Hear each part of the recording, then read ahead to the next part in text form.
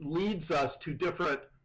types of data, information, knowledge, and then ultimately insight, which will then lead to new questions for which we will need data to generate information, knowledge, and new insight.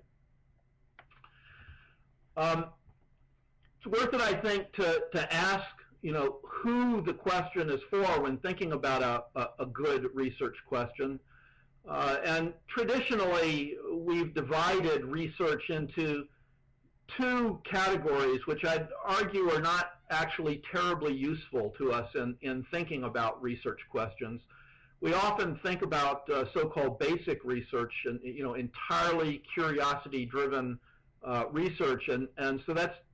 going to be driven by your personal interest in a particular process. And I'm not sure that absolutely pure research ever really exists. I mean, there is some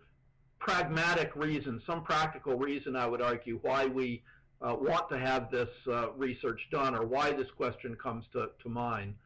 At the other end, we often talk about applied research, and kind of at one level, and with apologies to any engineers who may be in the audience here at the moment,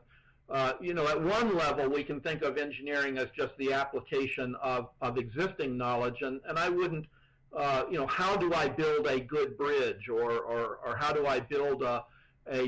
foundation that isn't going to be subject to permafrost heaving, or won't be subject to earthquake forces. Well, that's, at one level, one might argue that that's the application of existing knowledge, but